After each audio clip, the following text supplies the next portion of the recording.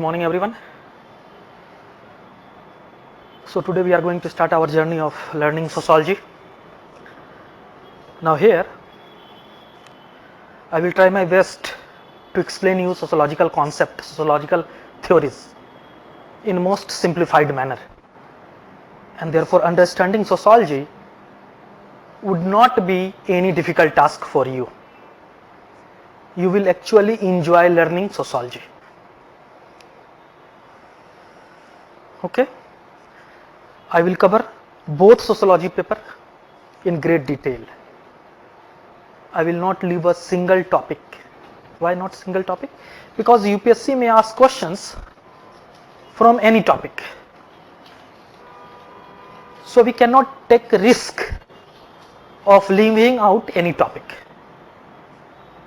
And one more thing, those who have not watched my orientation lecture in full, complete on YouTube, please watch that, and what I have said in that, try to implement it.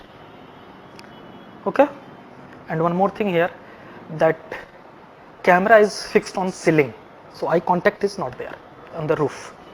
Okay, here new stencil guys, they have fixed it permanently. Now, as I said, I will cover entire syllabus from my side. So I also expect from your side that you will attend classes on daily basis. You will not keep this class pending, and most importantly, you must make proper notes out of class lecture. Okay, proper notes. Now in this class lecture, I will discuss various things related to sociology. I will speak about various sociologist thinkers' view related to a particular topic. You will write down that in brief, in your words also if possible, in your notebook. Okay, now I will also put counter views. You will also write that, and I will give various examples. You will also write that in brief. Okay, I will also draw diagrams, tables, all those things. You will also do that. Now if you do so, then you will have proper class notes in your notebook. So you must make proper notes out of this class lecture, and this class lecture will be your main source of answering questions in UPSC exam, main source of answering question in UPSC exam. So take these classes very seriously. Okay, so right now your job is to learn sociology properly, and with that I am also going to take few tests. You will also write, and I will discuss how to write answer. And later on, at the time when you are going to appear in mains examination, you are expected to attend 500 plus test series program. There you will write test based on UPSC pattern, and I will discuss more than 500 question answers. Okay, na? There I will also discuss innovative questions which UPSC may ask. So your sociology preparation will be complete, and you will not find a single question in exam which you may not be knowing. So that is our effort. So that would be my endeavor, to make you to clear this exam with flying colors. Okay, now with top ranks. Now as a student, it's your duty to work hard in proper direction, and as a teacher, it's my duty, my responsibility to assist you in all possible manner to help you clear this exam. Okay, so keeping this in mind, let's start our learning of this sociology. So first topic we are going to start with is modernity and social change in Europe and emergence of sociology. Okay, now this is very important topic, a part of history, actually history of Europe. But when we study this topic, we have to keep in mind sociology. And I said this is very important topic because UPSC keep asking questions out of this topic, but in different form, Because in this topic there are hidden various conceptual or aspect of sociology. For example, UPSC may ask, I have written here, UPSC may ask intellectual antecedents of emergence of sociology. Okay, or UPSC may ask historical antecedents of emergence of sociology. Okay, UPSC may also ask industrial revolution and emergence of sociology. UPSC may ask French Revolution and emergence of sociology. So all those things we are going to cover in this topic. We are also going to cover in this topic prehistory of sociology. UPSC may ask 10 marker question. Also we will study in this conceptual aspect of modernity. What is modernity, all those things. We will also discuss here various social changes in Europe which led to emergence of sociology. And we will also discuss this philosophy of history and political philosophy. Okay na?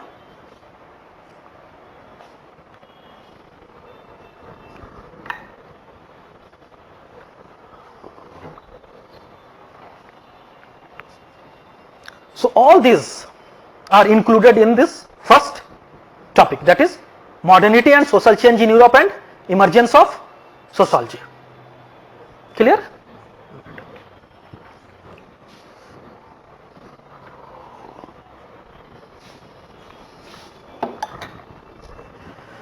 Now let's start. So what is the meaning of this topic?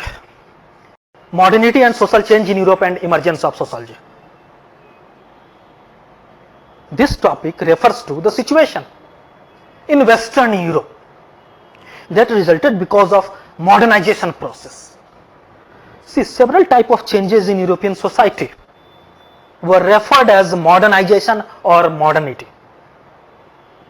Now modernization is a process. Modernization is a process, while modernity is a state, a consequence of modernization. And how that process of modernization generated conditions which led to emergence of sociology. Clear? So that was the meaning of this topic. Now we will start what is meant by prehistory of sociology. Prehistory of sociology, then sociology. When we say prehistory of sociology, see, I am speaking, you make notes, okay, out of it in brief. So when we say this prehistory of sociology, what do you understand by it? What is the meaning of this term prehistory of sociology? See, sociology as a discipline, it is said is rather of recent origin. In earlier times, when sociology was not there, so there were people who delved into or inquired into the area of sociology. Now who they were, that is a question. They were nothing but political philosophers, and they performed the work of a sociologist. So you can say those political philosophers, they work as social philosophers, because they propounded various views related to society, social philosophers, that they reflected on the social condition of that time. They looked into the problems or crisis that society was facing, and what they did was they also offered solutions to those problems, that how to make a better society. So these things were deliberated, discussed by political philosophers. Clear? So here in brief what we will do, we will discuss 4 political philosophers, 4. One, Kautilya, what we call Chanakya. Second, Plato. Then Aristotle, his student, Plato's student, Aristotle. Then one more fellow is there, Ibn Khaldun. IBN, Ibn Khaldun, Khaldun. Ibn Khaldun. We'll discuss this. Okay, na? They all made systematic effort trying to understand the society of their times. Now, Kautilya or Chanakya, first start with that. He has written a book, as you might be knowing, that Arthashastra. And in that book, he dealt with art of administration and origin of state, society, etc. Now, according to Kautilya, the state and organized society originated when people got weary of this logic of fish. Logic of fish means what? Might is right. According to which this logic of fish, bigger fish swallow the smaller one. So he says people themselves selected Manu as their king to protect them, and 1/10 of the merchandise goods they paid as a tax to their king. So Kautilya says the state originated to fulfill the desire of the people to have a peaceful society. Okay? Because where there is might is right principle work, there cannot be peace in society. So they choose a person that be our king, we will pay you tax and you regulate the society. Okay, na? So that's how organized society developed. Now, Kautilya here appears to believe in the social contract theory. According to which state came into existence after such a contract between the king and the people. Okay, what contract? That you rule, we will provide you taxes, you rule and establish law and order in society. So a contract between king and citizen. Thus Kautilya imagined the state of nature to be of one of total anarchy, where might is right that prevailed. So what state of nature means? Earlier society where nothing was there, no rule regulation, nothing was there. Earlier society, state of nature. So people agreed to pay taxes and to be ruled by one person in order that they may be able to enjoy security and well-being. Clear? So what you can say that Kautilya was the first contractualist in India, like Thomas Hobbes, John Locke, Rousseau were the modern contractualists of the West. Clear? Because these people are also contractualist theory. They say also same thing, state of nature and how law and order at first place was established. Okay, na? Now, Kautilya has propounded the Saptanga theory. Saptanga. S-A-P-T-A-N-G-A. Saptanga theory. Saptanga means nothing but seven. This seven. Saptanga theory. That elements of a state. He talks about 7 elements of a state. One is Swami. Swami means king. Second is chief minister or minister officers. He says them Amatya. A-M-A-T-Y. Amatya. Then Janpad. Janpad is nothing but territory and population. Janpad. Then Durg. D-U-R-G. Durg. Durg means fort. F-O-R-T. Fort. Okay, na? Forts. Then Kosha. Treasury. Then Danda. Danda means army. Then Mitrani. He talks about Mitrani. Mitrani means allies. Clear? Now, further, Kautilya has discussed that how to create a peaceful and prosperous society. That he says that the state should protect the dharma of the land. The duty of king is to protect his subjects with justice. The state has to protect the social order in accordance with the system of Varna, caste system. and their jati dharma. Okay, so in society, he says, true religion, in society, true religion must be promoted. The state has to promote also education, learning and arts. The state has to take care of the health of its subject. The state has also to help the poor people, elder people, pregnant women, and newborn, these offsprings.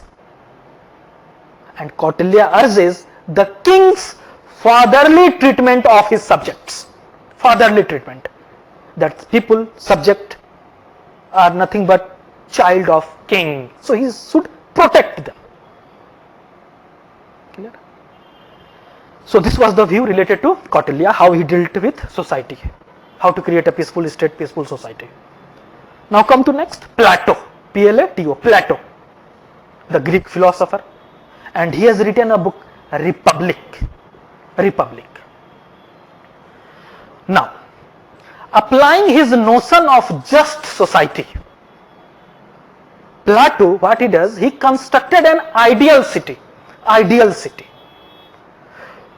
How he constructed? He constructed an ideal city through a fictional dialogue between Socrates and others.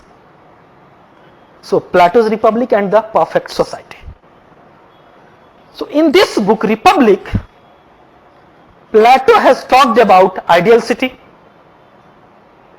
a true and healthy model for utopian life, ideal city. He is not talking about real city. In ideas, he thought that this kind of city should be there. Now this ideal city, this city provides for only the most basic needs of its citizen. What needs? Most basic, what could be? Food, shelter, clothing, shoes, etc. All these items. And it is constructed on a simple division of labor. Simple division of labor, where each individual does a single job based on his most productive skill. Each individual accepts his position in the city and does what he is supposed to do for the benefit of himself and other citizens. He does this, individual does this because all of his needs are met. Clear?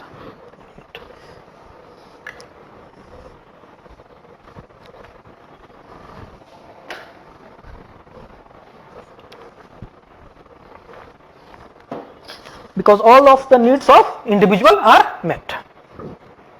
Now, also in that city, there is no competition among the citizen. And since the city is perfectly or just, there is no need for government also. Okay? The ideal city does not have any luxuries, no luxury, like furniture, entertainment, meat eating, no. These things were luxury, no. Now, Plato acknowledges, accepts that this most basic city, what I am speaking, you must write in brief. Okay, now 10 marker question UPSC may ask, prehistory of sociology. So this thinker's view, you have to write in that, in brief. So what I said, Plato acknowledges that this most basic city is not one with which, say, many would be satisfied because of its overly simple way of life. So he is saying that most of the people would not like this type of ideal city. So what Plato does, Plato constructs another ideal city. He constructs another ideal city, which he describes as feverish and luxurious. Feverish means fever, out of fever, this feverish term. Feverish and luxurious, but which also accommodates human desire. This city, second type of ideal city, which is feverish and luxurious, this accommodates human desires. The feverish city will allow certain luxury, like say sofa, table, other furnitures. Also say perfumes, courtesans, cake, gold, ivory. So all sort of material, he says, must be procured in such type of city. And the guardians, Guardians, guardians determine who gets what. Who are guardians determines who gets what. The ruling class of philosophers. These guardians are ruling class of philosopher, aristocratic people. So they will determine who gets what. Okay. Now, what we are finding that in truth, what Fabricity promotes is the individual's subservience to the state. That here, in that second kind of city, state controls private property. State also controls healthcare, workforce, housing, and more, everything almost. And this type of city establishes a strict class system, and uses eugenics, eugenics, eugenics. And what I said, this city establishes a class system, not class, strict class system, and uses eugenics, euthanasia, also euthanasia, arranged marriage also, and there is ongoing indoctrination of masses to maintain unity in the just society. Okay, na? So these things are employed. Now, what is this eugenics? See, actually, eugenics is a belief, a set of belief, or say practice that aim to improve the genetic quality of human population.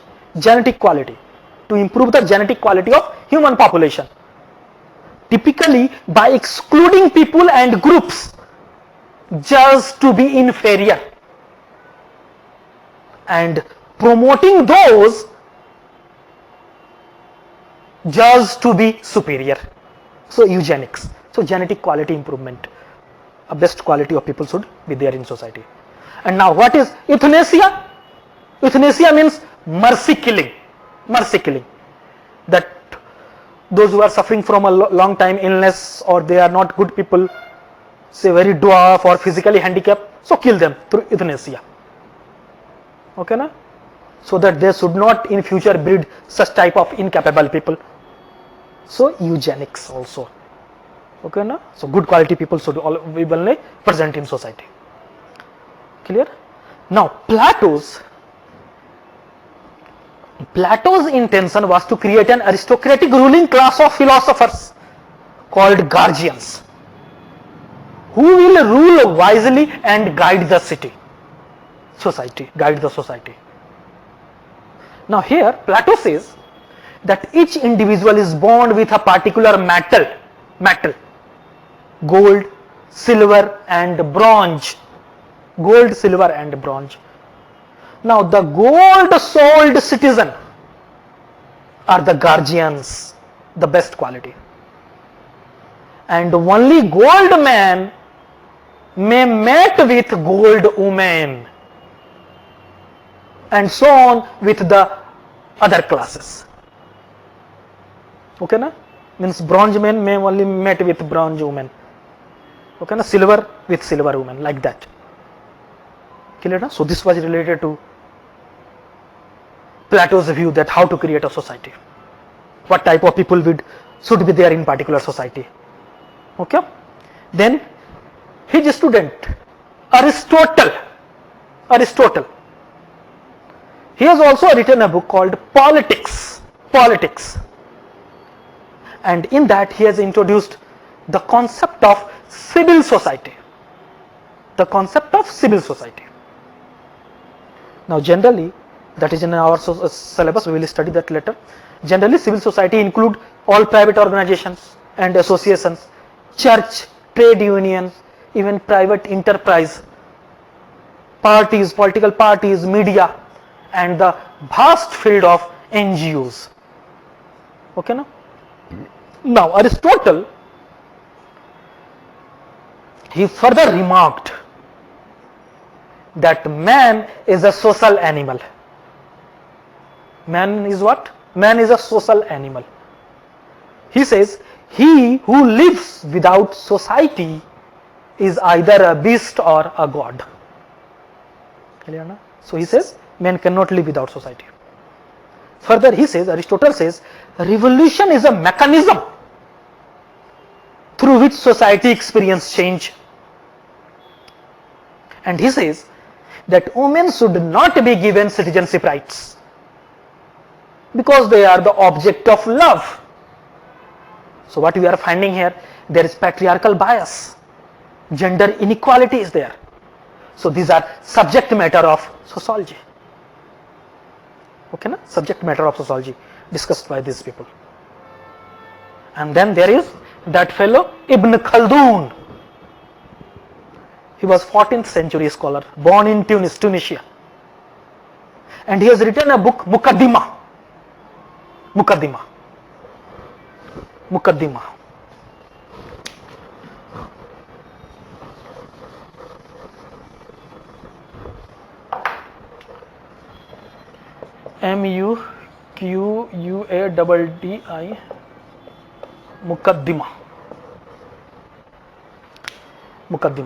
It is also called the debate. Or it is also called in English historical prolegomena. Prolegomena, MENON, PROLEGOMENON, historical prolegomena, same thing, Muqaddimah or the debate. Now in this prominent work, Ibn Khaldun discussed the evolution of less developed societies to advanced societies. He has discussed what? He has discussed evolution of less developed societies to advanced societies. So he actually talks about transformation of Arabian society from Badawa to Hadara.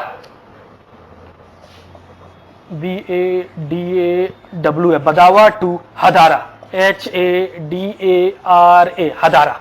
So he talks about transformation of Arabian society from Badawa to Hadara. Badawa is rural society, Hadara, that is urban society. So rural means for him that inhabitants of desert or desert dwellers, whereas urban refers to inhabitant of cities. Clear now? Now further, that Ibn Khaldun, he further conceptualized this societal development as being similar to the life stages of an individual, say like birth, growth, maturity and death. So society also move in that direction. First there is birth of society, then growth of society, maturity of society and also death of society. This is stages of social development. So he talks about this.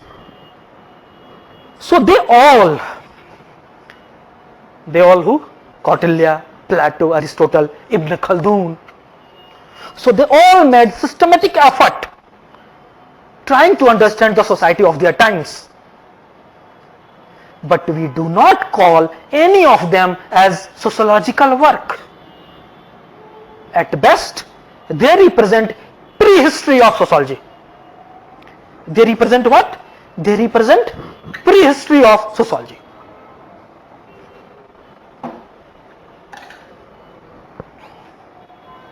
See, in their writing, there was discourse over society, social institution, values, norms, but they were political philosophers. And in their writing, there were discourse over society, and focus was on what? Focus was on what should be in society, what should be. They talked about an ideal society. So in their writing, society was approached with idealism. Those were studies in philosophical term. So discussion over society was there, but sociology was not there. Sociology was not there. So sociology, what is definition of sociology? In orientation class I have discussed a scientific study of, in one line you can say, scientific study of society, social institution, social process. So sociology is of recent origin. Sociology emerged only around say 200 years back, only 200 years back. And that birth of sociology can be traced to a specific society. Birth of sociology can be traced to a specific society. Which society? Western Europe. At a specific time, that is late 18th and early 19th century, that sociology emerged. So sociology is a product of a specific time and a specific place, and it was because of a special condition that was created by certain changes in the society, which created the need for a new form of knowledge. New form of knowledge. Now why? Why the need for a new form of knowledge? It is because the existing knowledge were inadequate. Whatever knowledge was there, that were inadequate to deal with the new problems that arose at that time. That is why there was a need for a new form of knowledge, one. And secondly, this changes, what happened that time, 18th, 19th century, these changes also provided the means to create that knowledge. So that led to emergence of sociology. Clear?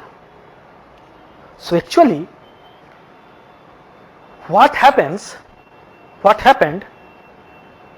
that these changes in 18th century, 19th century, first part of 19th century, so these changes simultaneously, they created a state of both what is called hope and despair.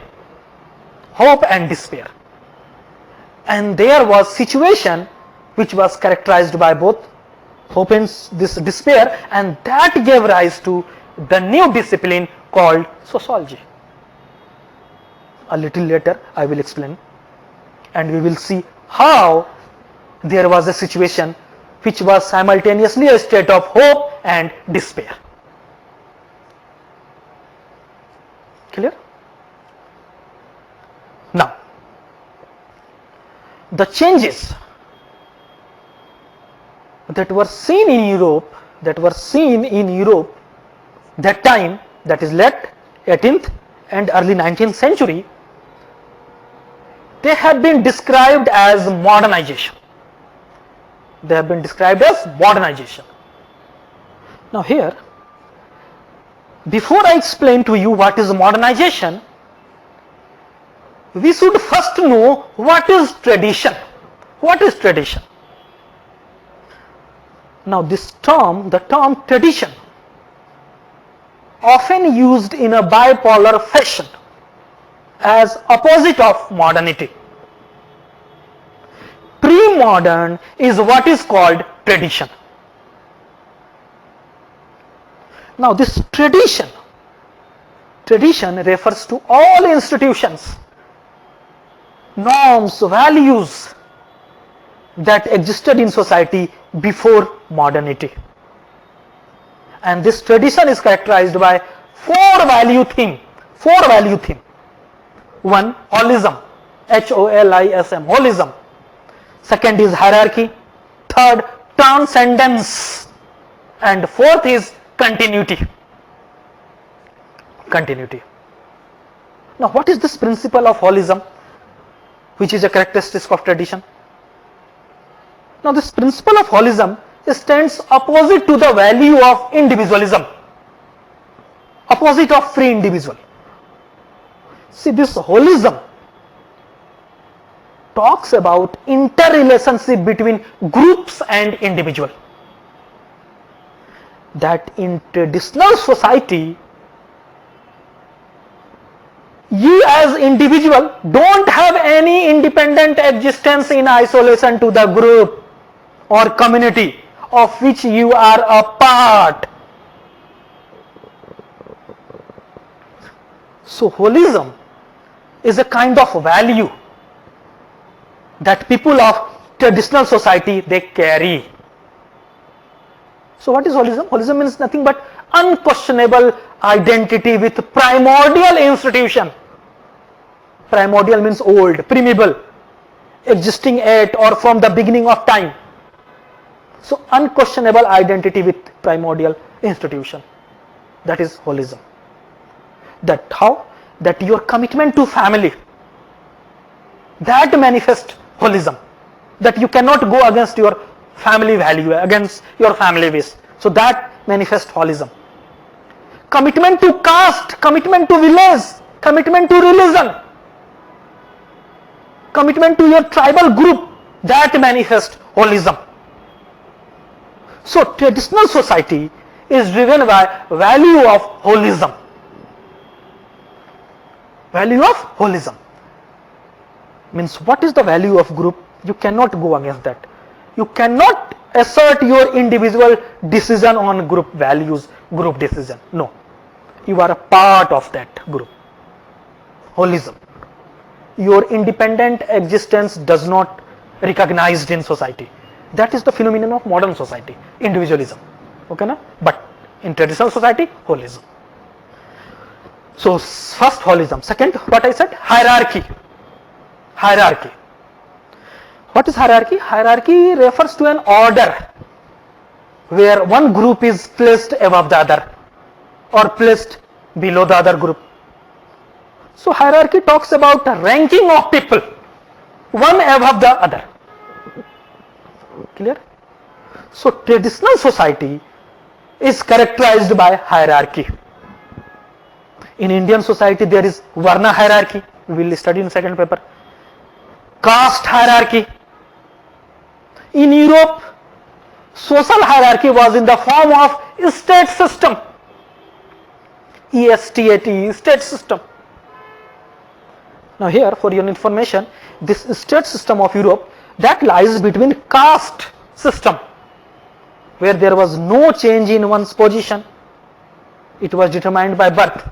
And secondly, on the basis of merit also, that state system.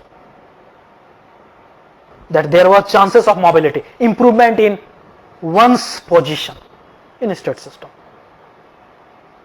So European state system, particularly French traditional society of that time was divided into three states. Three states. One, the clergy, C-L-E-R-G-Y, clergy. That is priestly class, priestly class.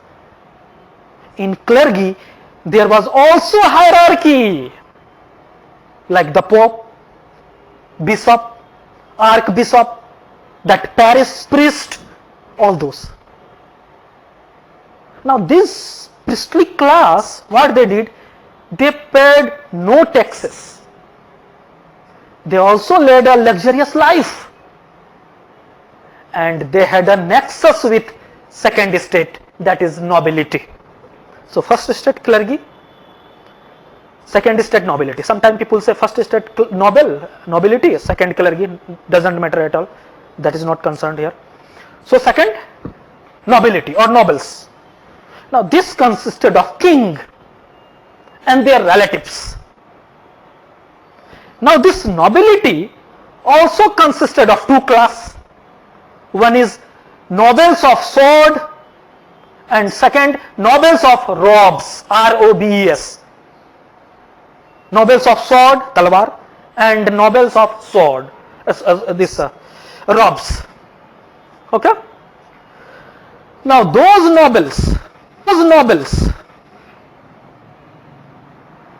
nobles who inherited the lordship from one generation to another, they were nobles of swords. And this second, noble of robes, this was open to common people, commoners. Means, if a person has performed any exemplary work or has a specific quality, the king can elevate his position to the status of a noble. It means nobles of robes were decided on the basis of merit, and their next generation will inherit all facilities of nobility. So next generation will come under nobles of sword automatically. Okay, na? Then third state consisted of commoners, common people, commoners. So all general people like peasant, artisans, merchants, even intelligentsia, they constituted commoners, common people. Third state. And further, if you look at politico-economic system, politics and economics, politico-economic system of European society, it was feudal in character. Feudal in character. That at the top there was king, then after that duke or earl, E-A-R-L, earl, then after that barons, then knights, and at the bottom there was peasant who worked on the farm, produced for the society, peasant. So I gave you brief account of hierarchy present in medieval European society, which was a traditional society. So traditional society is characterized by hierarchy. Clear? Then third element of tradition, that is transcendence. Transcendence. Transcendence. What is its literal meaning? Literal meaning is existence or experience beyond the normal or physical level. Transcendence. It means here otherworldly orientation. Otherworldly orientation. The behavior of members of traditional society is more influenced by otherworldly orientation than this worldly orientation. Otherworldly means otherworldly, not this world, not this earthly world. For example, ashram, people's focus remains on ashram. Tap, donation to temples. Why? To go to Swarg, heaven. So belief in other world, heavenly world, like heaven and hell. And you might be knowing that in traditional society, churches used to sell tickets in Europe for the heaven. In traditional European society, you buy ticket, your berth is booked. After death, you are going to be in heaven because you have paid here for that. So that was nothing but superstition. Anyway, therefore where there is transcendence, there is a faith in God.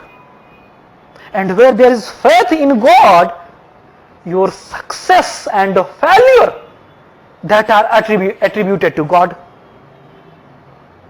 So Hindu concept of this moksha, that is to be free from all this cycle of birth, cycle of rebirth.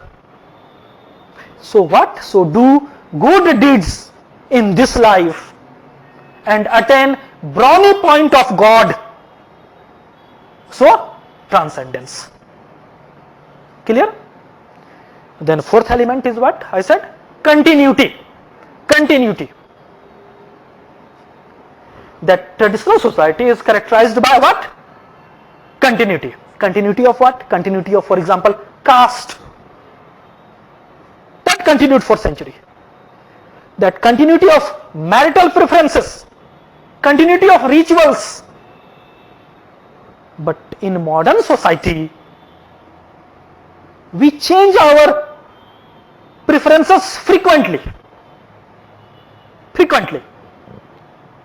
Because of adherence to this continuity, we find that Sati Pratha continued for centuries. And people believe in continuity of marital relation with the person even beyond this world. And coming next 6 life or so 7 life. Okay na? So these are 4 value element present in almost every traditional society. What are they? What I said? Holism, hierarchy, transcendence and continuity. Okay, got it? So this was tradition. Now come to modernity. Modernity. Now what is modern? Modern refers to all attributes that characterize the contemporary society in Europe, 18th 19th century, contemporary society in Europe. It refers to certain kind of changes which were characteristics of rise of contemporary capitalist industrial society in Europe. Contemporary means that 18th 19th century Europe. Clear? See, this modernization is a label we put to describe a change from feudal agrarian society with subsistence economy to capitalist industrial society with market economy. So in simple term, we can also say modernization is a kind of progressive social change. Progressive, not orthodox, progressive social change. So modernity or modernization refers to technological change as well as a rational transformation of the psychological, social, economic and political aspect of society. Write down that, okay na? Rational transformation of what? Technological, political, social, economic, all these changes. And technological change means what? Technological change here means specific technology, that is fossil fuel propelled machine, such kind of technology. Now this enables large scale production possible because they have very high calorific value. Okay na? So technological change. Now I mentioned another word, rational transformation. Now what do you mean when we say rational transformation? See, rational means acting on the basis of reason, acting on the basis of reason, logic. Now this rational transformation conveys number of meanings. One, it emphasizes on reason and logic and research or empirical fact. Empirical fact, what is observable? Sensory observation. And there are 5 senses, what? Eye, ear, nose, that skin, tongue. Okay na? So this emphasizes on reason, logic, research, empirical fact as the basis of knowledge rather than faith. So rational transformation, one meaning. Secondly, it means a change towards progressive efficiency. A change towards progressive efficiency. That when things have been reorganized in a manner that it becomes more and more efficient. More and more efficient.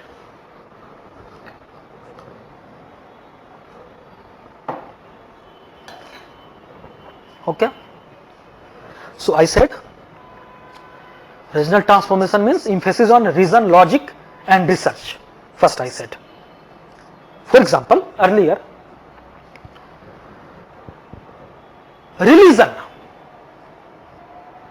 was the source of all knowledge, and this religious knowledge was based on faith. Now what happened? That there was a process of change called secularization. That is also in our topic we will study. So there was a process of change called secularization. So that religious ideas lost their appeal. they no longer seemed plausible.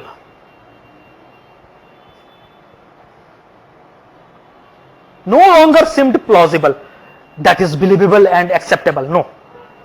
And increasingly they came to be replaced by new belief, that is called scientific belief, which are based on observation of fact and reason. This fact you observe are subjected to human reason, thereby arriving at certain knowledge. It is that knowledge which is considered more plausible, more acceptable, and tends to replace religious ideas. So when this kind of change takes place, you call it rationalization. Okay, na? One. And second thing I had said progressive advance in efficiency of means. That when everything that we do is reorganized to make it more and more efficient, and to ensure greater efficiency, what we do? We go for quantification.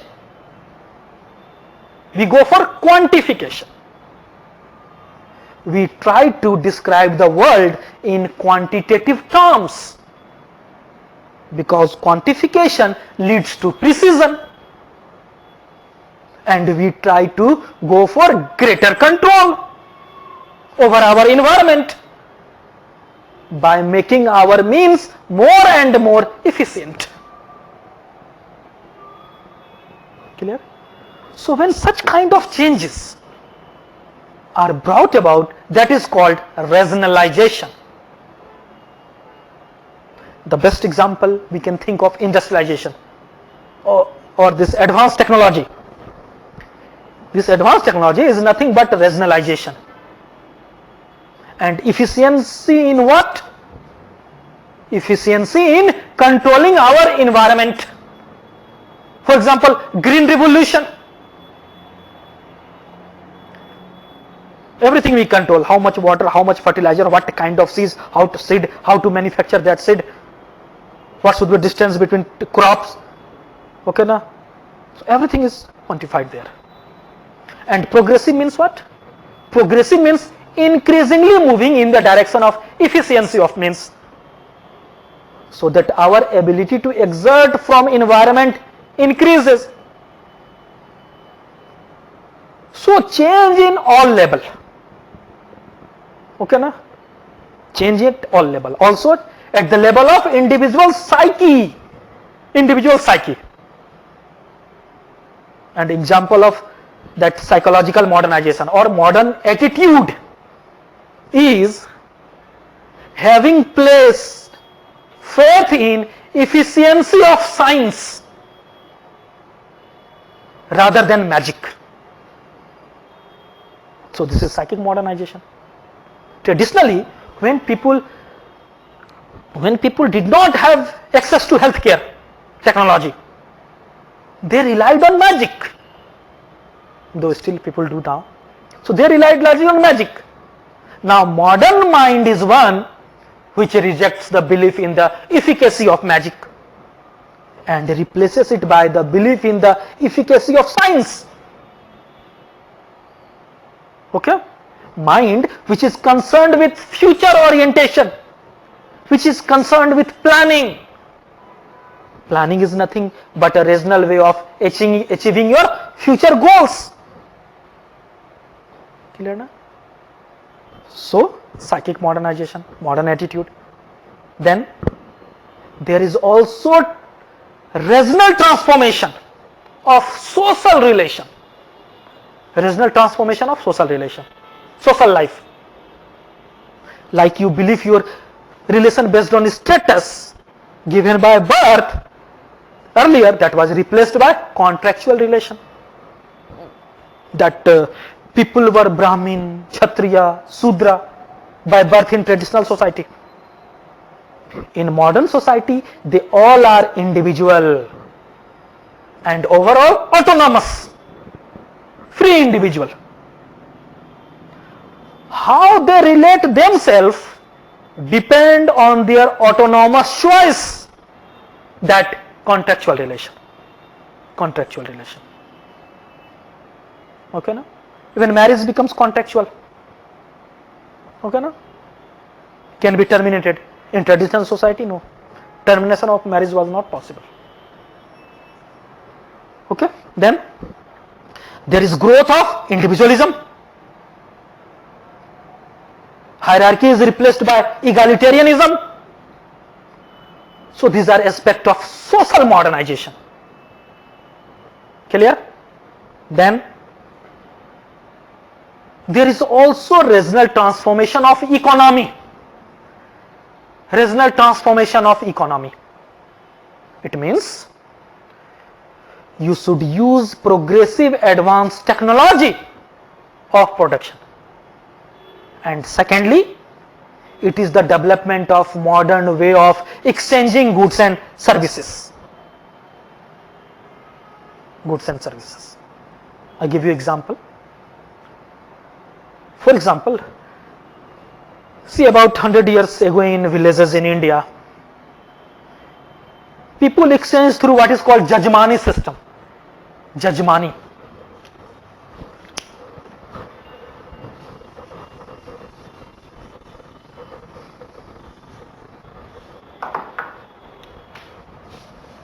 Jajmani,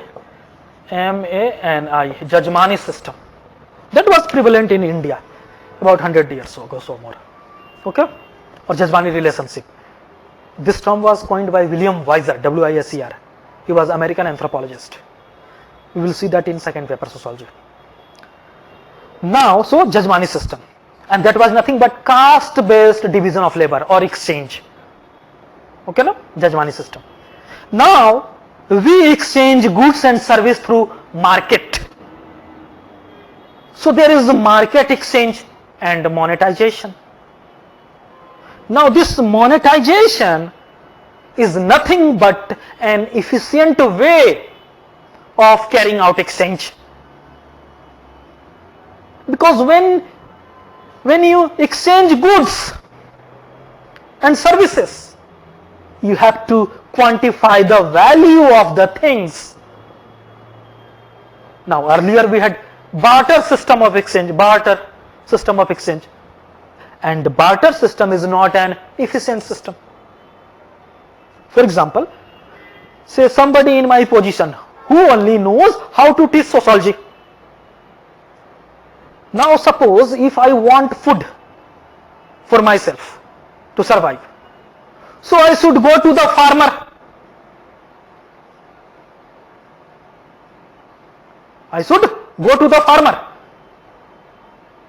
What I will tell to farmer? Please listen sociology for an hour so that you give me some grain. And if farmer does not need sociology, he don't want to appear in examination UPSC, then I have to search other farmer or go hungry. So efficient way is I teach sociology to whom? Who needed it and gave me money in return. Okay? So money is general or universal standard of value. That everything is valued in terms of money, including people's self-respect, like defamation case, 5 crore. So likewise, so many diverse things could be exchanged through money. So monetization is the aspect of rationalization of economic life. No barter system of exchange. Then also there takes place growth of specialized division of labor. People become specialist in one or few activities. So growth of specialized division of labor. Okay. Then also political modernization.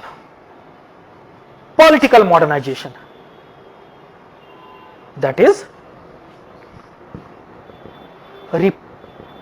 replacement of feudal monarchical system by the democracy, by the democracy. So that is how the entire society, or psychological, social, economic or political sphere of society, they all are transformed in a direction, or in the direction of progressive regionalization, increasing advancement towards regionalization. And this kind of change was called modernization. Modernization. Okay? Now, before moving to what social changes were taking place in Europe that time, 18th, 19th century, in brief you also write down that modernization is explained from two major point of view, two major perspective. Modernization is explained. One is the structural functional evolutionary view. Write down the structural functional evolutionary view, that is by Talcott Parsons, that is in our syllabus, Talcott Parsons. Okay, and here I will not elaborate on these things, only few sentences I am going to tell. Once I will take Talcott Parsons, everything would become easy. Okay, no? Only to put things in perspective here I am mentioning this. Write down, he says, Talcott Parsons says, society evolves, comma, structural differentiation takes place. Structural differentiation takes place. I will explain everything later. Full stop. Parsons has analyzed that modernization is a stage in the evolution of human society, comma, it's a stage of ongoing process. Full stop. According to Parsons,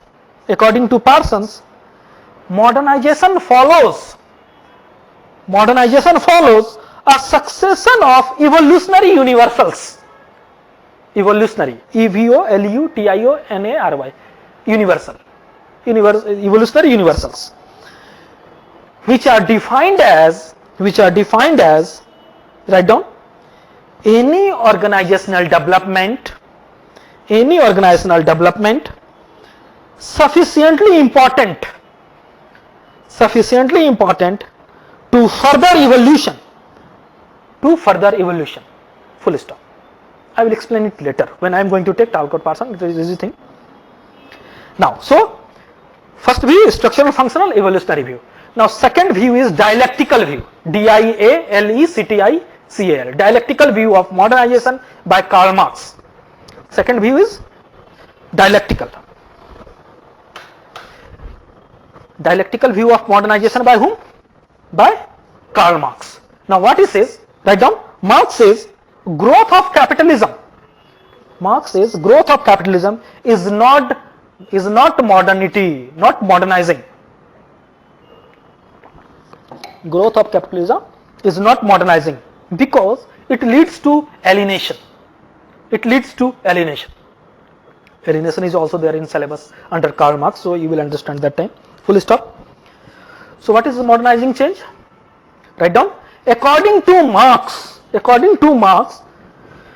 that revolution is necessary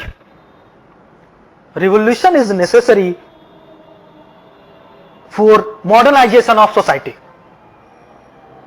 and establishment of communism, that is modernizing, that is real modernization.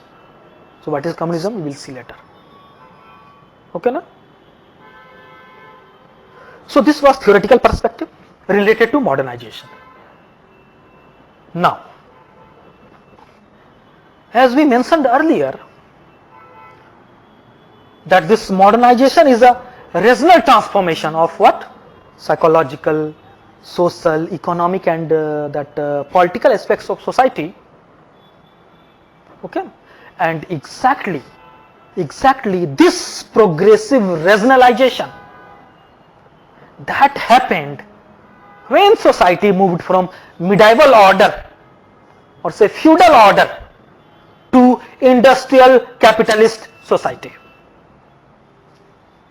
Okay, Now, question is, why should this trend of change lead to emergence of sociology?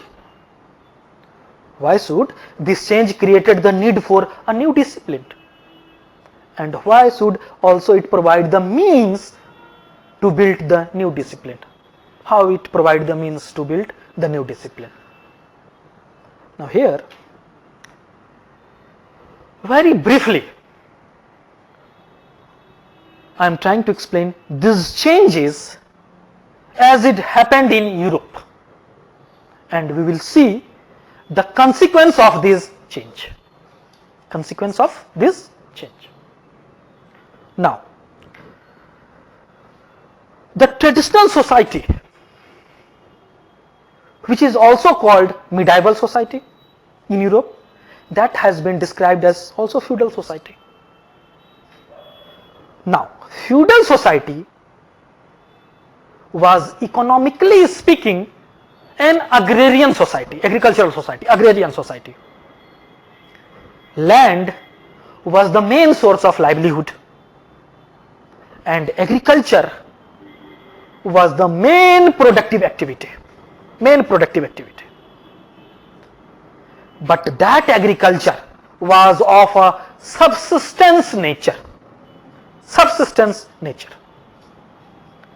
Now, what is subsistence agriculture? That when the basic objective is only to satisfy the livelihood needs of the local people. So it was only a localized economy, where peasants and artisans lived in a state of mutual interdependence in the villages, and there was very little exchange from outsiders.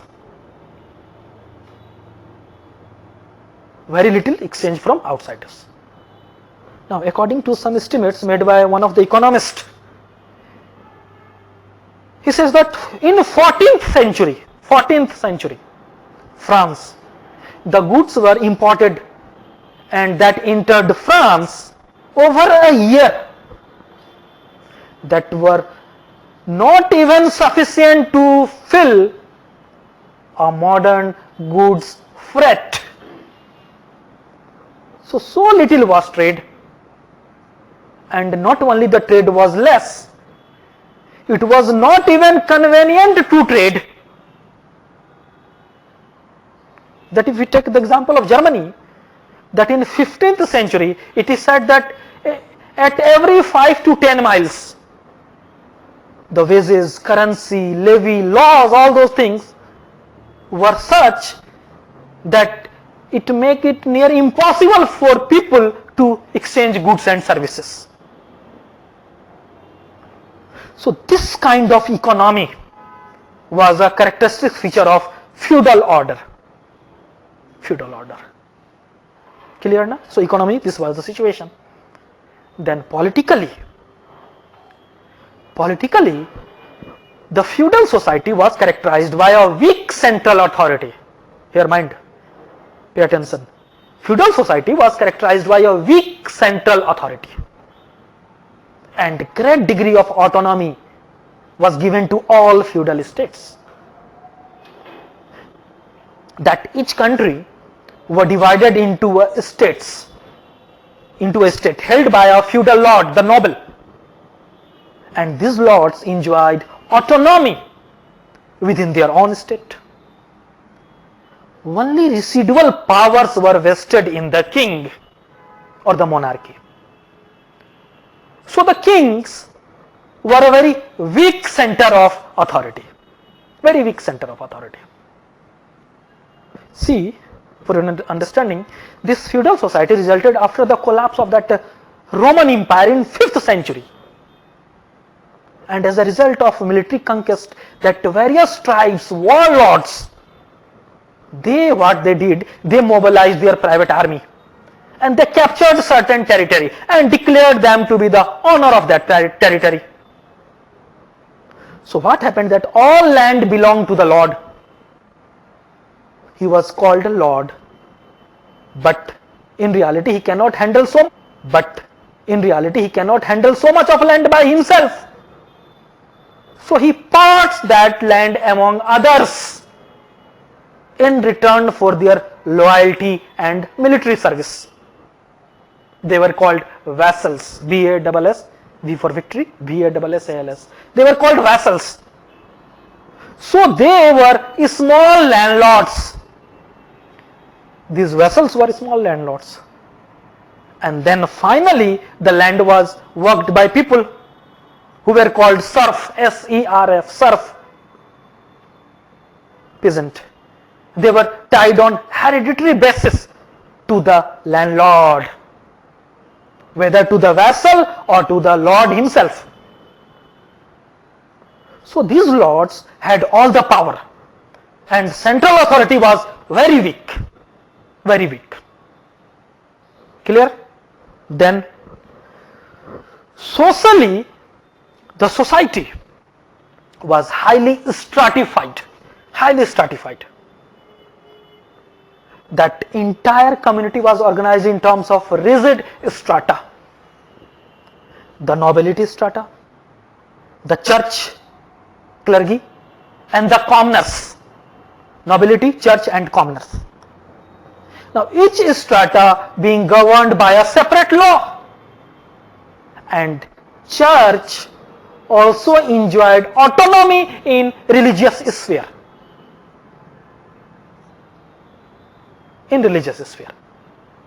That the king had no role in regulating the spiritual aspect of society. The spiritual matter were governed by the church centered at Rome. So the church was a transnational authority, enjoying control over spiritual matters across the entire kingdom.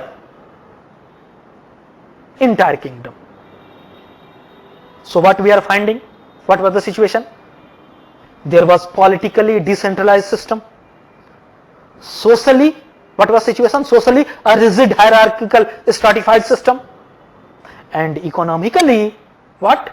Economically, stagnant, localized and subsistence system of economy. This is a kind of world that was there in medieval time, a feudal world. Now here I must concede that I have given a very, very simplified and skeleton view, because that is not the part of our syllabus, that is the part of history. So for your understanding, I explained what was their actually condition. The idea was just to have a view of how the situation was before, when it changed into what is called modern. Okay? So that kind of feudal order was changing all along. That was changing. It was not static. But particularly from the 13th century, 13th century onward, the change became rapid.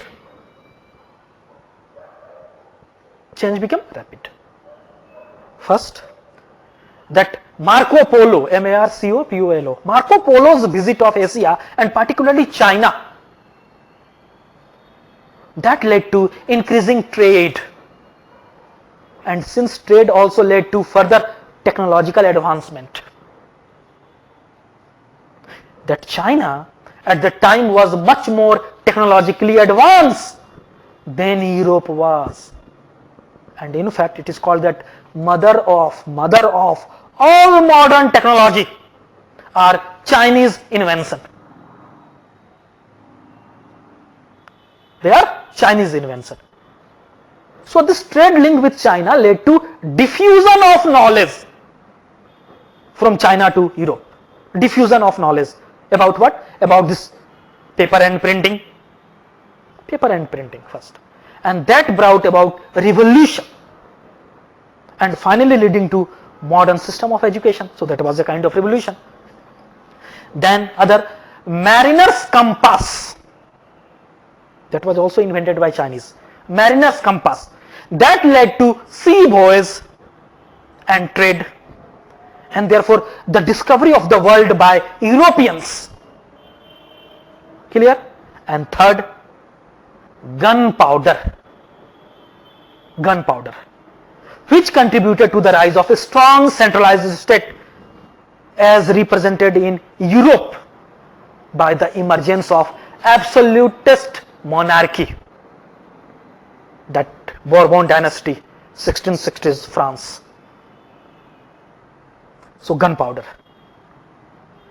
You might have seen that movie, The Great Wall, Chinese based, and in that movie it has been shown, that is fantastic movie, and in that movie it has been shown that few Europeans, they come to China in search of that gunpowder, and that was the reality. And that gunpowder's knowledge goes to Europe from China. So what? Emergence of absolute monarchy. In feudal order, the king was a weak authority because there were continuous wars in many parts of Europe, where nobles were competing with each other to grab the title of kingship, office of kingship. Why? Because prestige. Prestige was high, that's why, but no power. Okay, na? But once growth of trade, and secondly knowledge of gunpowder, whose monopoly was acquired by the king, so king alone could use cannon, and therefore what he did, king defeated all his opponent in war, and therefore became the paramount authority, supreme authority. So that is how a strongly centralized authority developed the modern state, single source of authority. Clear? And this was legitimized by what is called divine right theory of kingship. Divine right theory of kingship, which said that king have God-given mandate to rule, and that's why he must be obeyed, and therefore the king enjoyed unlimited power. So that is how changes begin. Clear? Now, this growth of trade through advancement in what? Shipbuilding technology, that led to discovery of sea routes to different parts of the world,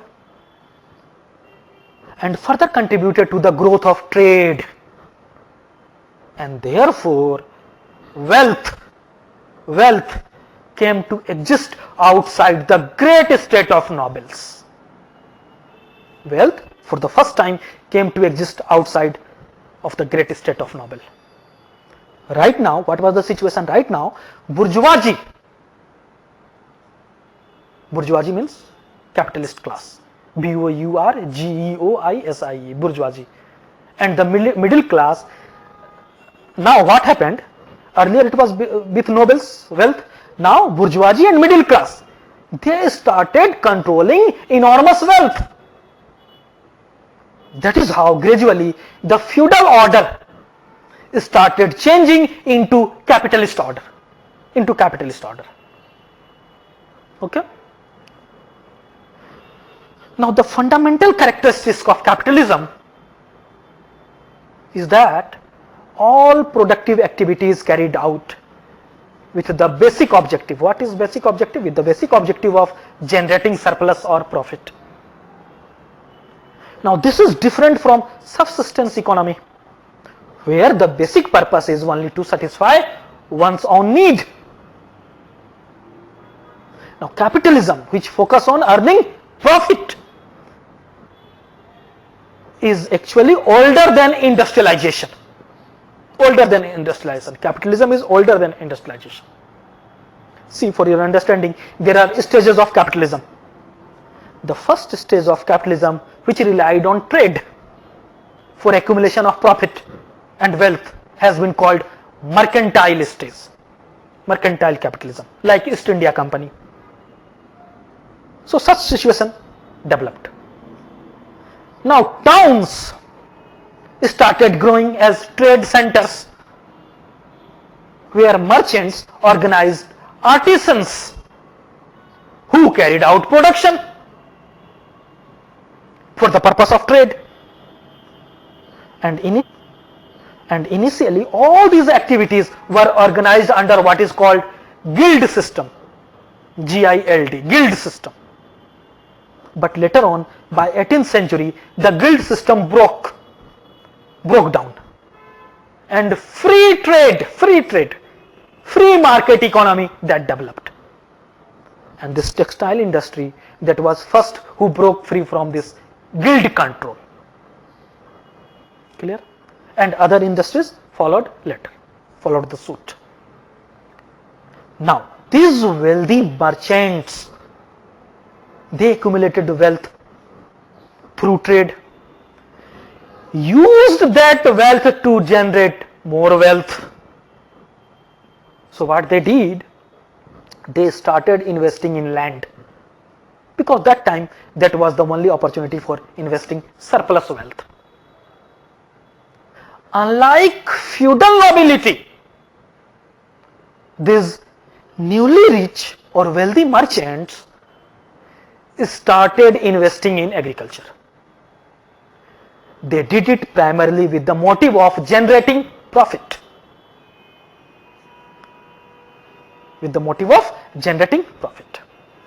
So that led to reorganization of feudal community. Like either these new wealthy people, either they will simply buy huge tracts of land and enclose it. And actually in England, it has been called enclosure movement. And after enclosing that land, they tend to ship rearing, because wool was in great demand in Europe. Woolen textiles were needed. So they took up ship rearing, uprooting all the people, all the existing people, peasant, artisans who lived in those lands. Okay, na? Or they took, say, this scientific plowing, depending upon available knowledge that time, which was known that time as efficient system of farming. So they resorted to scientific farming like crop rotation system and all that. So in the process, there was capitalistic transformation of agriculture.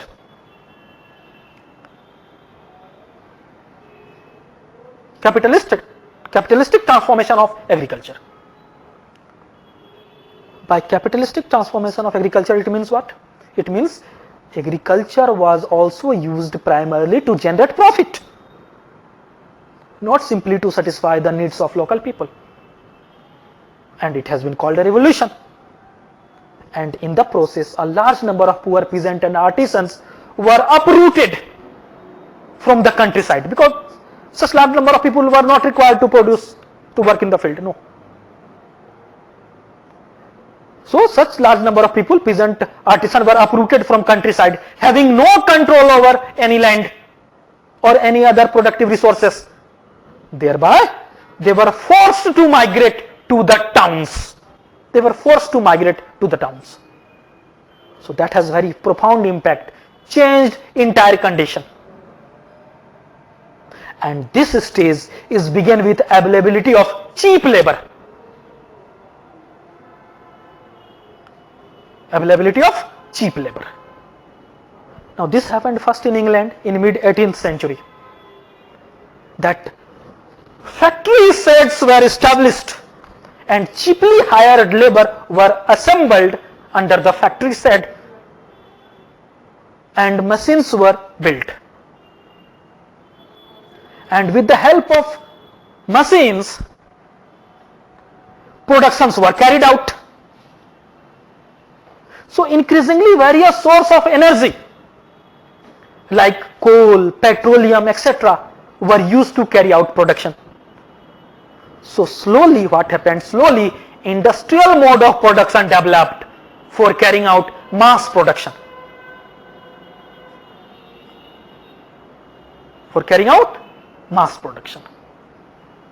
Now here, for carrying out mass production, what they needed? They needed one, They to carry out this industrial production. What they needed? One, they needed raw material, and secondly, they also needed to sell their production. What they manufactured, they had to be sold. So both these factors, the search for raw materials and search for market, finally led to colonization of the world. Colonization of the world. The colony became the cheap source of raw material and a capital market for selling the manufactured goods, and later on also a destination for investment of surplus capital. So that is how there was a transformation in economic terms. Clear? I hope. Now, this change at economic level, which led to breakdown of feudal order or replacement by industrial capital, that had far-reaching social consequences further. One, that it led to growth of cities. That city started growing at breakneck speed. Breakneck speed. It led to depopulation of rural areas. Depopulation of rural areas. The peasant and artisans from the rural areas migrated in search of livelihood to the cities. Forced migration. So what? So these cities became not only large and oversized, but also overcrowded with huge mass of poor migrant workers. Now poor were often employed for near starvation wages. Poor were employed often for this near starvation wages. Now see, around 1815, an economist computed based on that historical data from France and said that given an estimate that in France, if a factory worker remains employed round the year, it was not common. It was not common. Often there was periods of unemployment.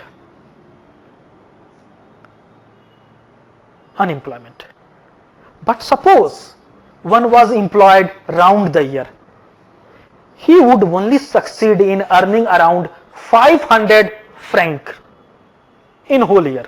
Franc was the currency of France. So he would only earn 500 franc in whole year. And in those days, the prices prevailing, the time, a family of three, who? Husband, wife and their one child. In order to survive decently, they needed at least 900 franc. That was meant by starvation wages. That because of the abundance of labor available due to this migration of poor peasant and artisans from the rural areas, the wages stood very low. So often the entire family had to work to survive. Men, women and children. They all work, and even children were employed sometimes as long as 18 hours a day. 18 hours. 18. Under various unhygienic conditions. And also there was no safety measures to protect their limbs while operating machine. So what we are finding, that the condition of majority of population was extremely miserable, extremely miserable. They lived in abject poverty, and you know that poverty is the mother of all problems, all problems. So poverty also developed disease, and tuberculosis, that was a major killer that time, and life expectancy was very short, 35-40 years maximum. While on the other hand, the bourgeoisie, capitalist, those engaged in trade, commerce and industrial production, they accumulated unprecedented wealth, unprecedented wealth. Now, never before had entire human ingenuity been devoted to generation of wealth, but that was happening that time. So in one hand there was extreme of opulence, richness. On the other hand there was widespread poverty, extremely miserable condition for the majority of population, majority of population. So that is how the economic revolution produced new social world. What I said? The economic revolution produced the new social world, which was drastically different from medieval feudal social world. So this economic revolution had both element, the element of hope and despair. Economic condition had both element of hope and despair. Why hope? Hope because of unprecedented wealth that was created, unprecedented wealth that was created. Hope because of success of human creativity in creating technology and use of that technology for production to satisfy human needs. That created a sense of hope for the future, that man can transform these things to make them more and more efficient. Clear? But at the same time, the gross inequality, disparity, poverty, disease, also crime. And when all these are there, society can never be peaceful. Society can never be peaceful. Community life was destroyed. So the 19th century has been called the century of revolution. Century of revolution. That there was frequent violent uprising by the poor, class wars, civil wars. Class wars matlab wars between rich and poor, so civil war. So this was economic revolution, industrial revolution and its consequences. One. Now secondly, church. We'll look at church, religion. That by this time church was rendered useless, that it could not fight anymore. That after Reformation, what was Reformation? Have you studied this in history? What was Reformation? This was nothing but a movement within Western Christianity that presented a religious and political challenge to Roman Catholic Church and papal authority. And this was initiated by Martin Luther, John Calvin, etc. Okay.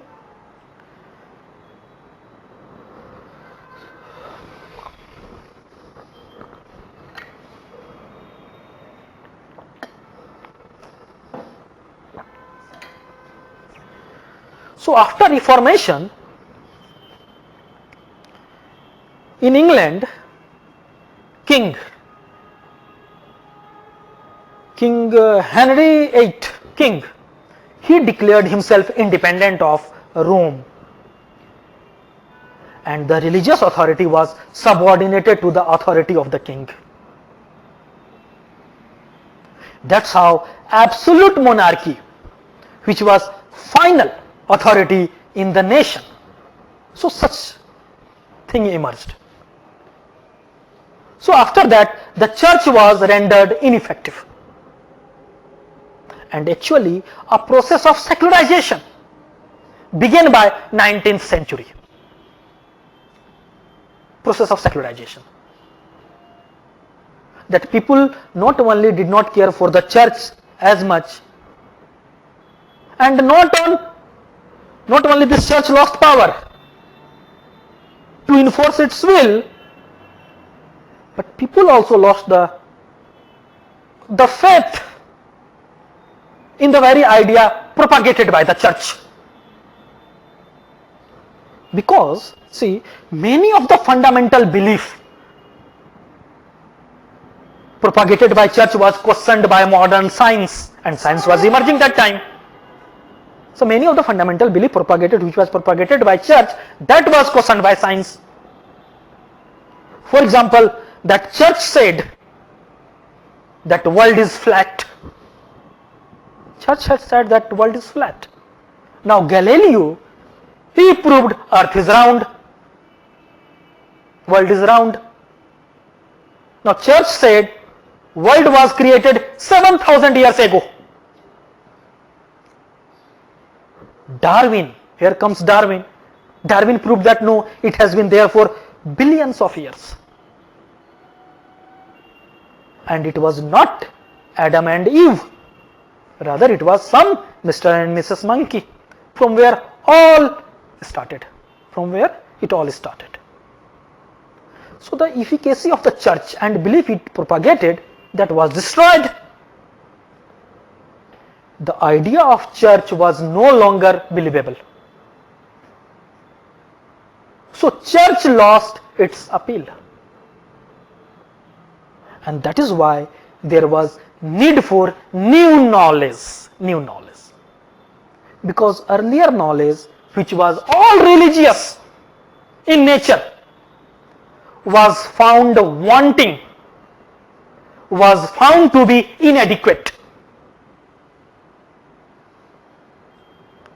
Inadequate to handle the new problems that was created with the rise of industrial capitalism. Clear? Now also what happened, that in Europe ideological modernity took place. Ideological modernity. It was called Renaissance. Ideological modernity. Renaissance means rebirth. So there was a rebirth of ideas of ancient Greek and Rome. Ancient Greek and Rome. Those ideas took birth again in 18th, 19th century or 15th, 16th century started taking place. What is modern today? The element was also present in past, in ancient time, in Greek and Rome, before Christ, in pre-Christian era, you can say. For example, that intellectual freedom, that was there present. Democracy, though limited, democracy was present. Citizenship rights, though in limited sense, that was there. Urban city-states were there. Architectural development was there. Philosophy, science, these forms of knowledge had developed there. So that you can say that was the golden age of Europe. Golden age of Europe, ancient Greek Rome. But after decline of that Roman Empire, those city-states started crumbling, and there was growth of barbarian states that I mentioned a little bit earlier, that tribes, groups fighting with each other, and it was called dark phase of Europe. Dark phase of Europe. From 5th century to almost 15th century, dark phase of Europe. So in 15th century, Renaissance started. Rebirth of ideological modernity. New thinking developed. Because by that time in Europe, till that time, church had grip over society. And it had injected superstition in people's mind. So now in Renaissance, after that, now various people started questioning church. Questioning church. See, actually, after Christ, church was actually founded to protect people from the aggression of rulers.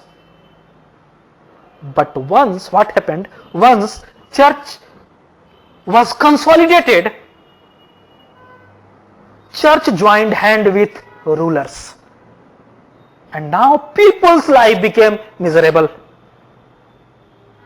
The church evolved into a non-humanistic, corrupt organization, protecting the wrongdoings of the kings, rulers. So the purpose for which religion was organized, religion failed to fulfill that purpose. Religion failed to fulfill that purpose. And what church did? Church declared that every ruler's sacred duty is to fight war against non-believers. That you are a Christian, you convert other non-believers into Christianity or eliminate them. So hostility on the basis of religion was spearheaded by the church. Also, what church did? Church collected taxes from people also. It injected superstition in people's mind, gave support to the ruthless rulers, and as I mentioned, that told these rulers to fight war against non-believers. So Christians started fighting against Jews and other communities, and the war was endorsed and monitored by church. So religious war got a momentum. Conversion got a momentum, conversion. So during this period, 5th century to 15th century, during this period, free thinking was absent. Life was miserable. Trade also declined. So for this reason, this period was known as Dark Age of European history. No progress and no development. Clear? Now, many people in West, they realized that these two category of groups, who? Church and nobility, rulers, they are actually standing on the way of human freedom, progress, development. They are inhibiting that. So people should be liberated from the bondage of these two institutions. So many progressive people of this period, they came forward, and they did not care about their own life, own security. So what they did was, they started writing books against church, and also against exploitative political class. And like one such person was Dante, D-A-N-T, Dante. He was Italian poet, and he has written a book called Divine Comedy. divine comedy.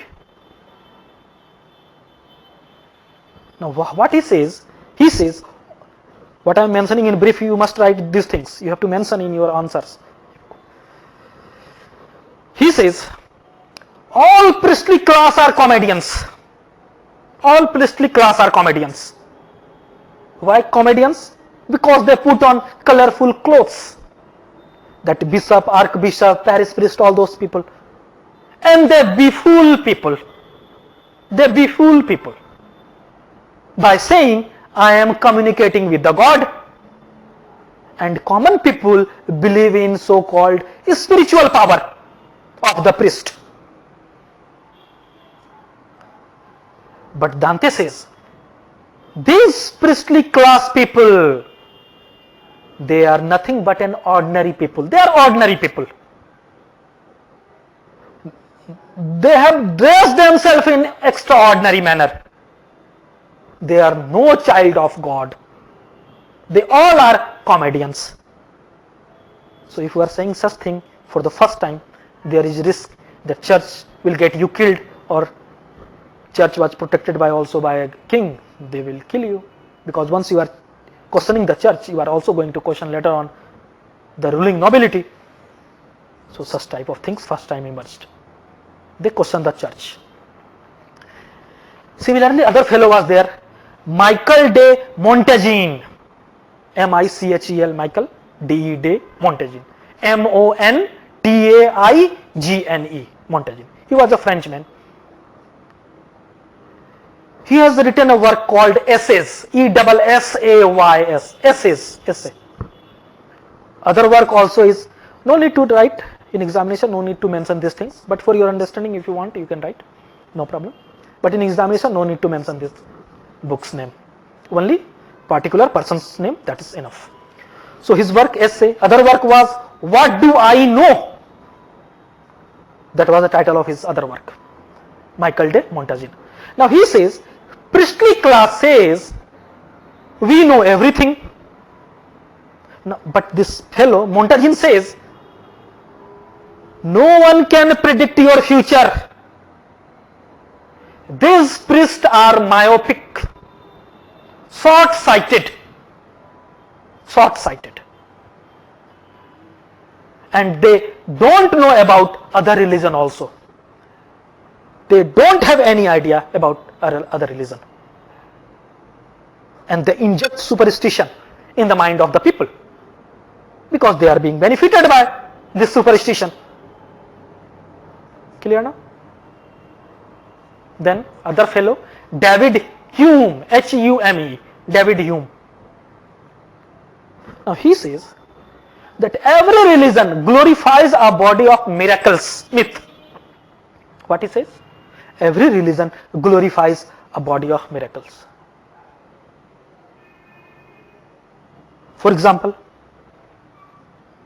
take example from Christianity, that Christ is born to a Virgin Mary. Now is it possible? Scientifically, not possible. This is a myth. Now this myth has been glorified as a miracle. People believe that, superstition. Okay now? So David Hume counters this point. Similarly, if you look at Hinduism, take the example of Sri Krishna, Lord Sri Krishna. He lifted his that mountain. What was the name of that mountain? Govardhan mountain. With his little finger. Is it possible to lift? But myth. And he says glorifies by this priestly class. Similarly, such type of myths are also present in Islam. Okay na? That flying donkey. Can donkey fly? No. So people believe in miracles. Why people believe in miracles? Because these miracles give them strength. That God will protect them in any form. Now David Hume says, priestly class are benefited by these miracles. So they glorify it. So priests' domination persists. Priests' domination persist. Clear? Then other fellow is there, Thomas More, M-O-R-E, Thomas, T-H-O-M-S, Thomas More, M-O-R-E. He has written a book called Utopia. Utopia. It means unrealistic. Unrealistic. And he criticized church. Now he says, church says, by visiting church, and if you confess your sin, you can get salvation. By visiting church and by confessing your sin in the presence of that priest, you can get salvation. Now Thomas More says, salvation one gets only after his death or her death, which cannot be empirically established. And this church, they speak about life after death, but we should give more importance on this life, present life, worldly life, earthly life. Other life is a utopia. This life is real, realistic. So fall in love with this life, not that life, not other life. So don't follow prescription of church. Clear? Then comes another fellow is there, Voltaire, V-O-L-T-A-I-R-E, Voltaire. He also challenged the authority of this Catholic Church, Voltaire.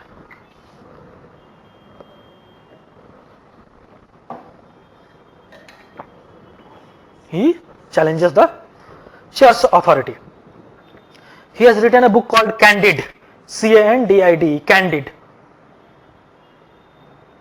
Now Voltaire, he wrote against the evils of organized religion.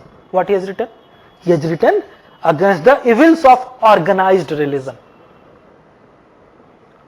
What is organized religion? Where there is a well established hierarchy or control. For example, Christianity, that is organized religion. Islam, that is organized religion. Hinduism is not like organized religion.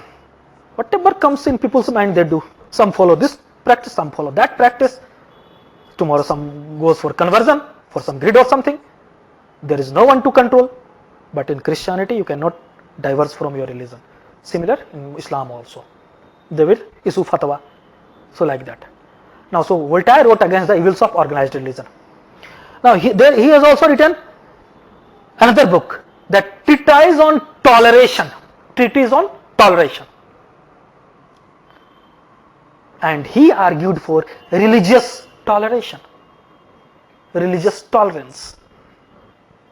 Now, he says, Voltaire says, God is creation of priest. Who created God? He says God is creation of priest.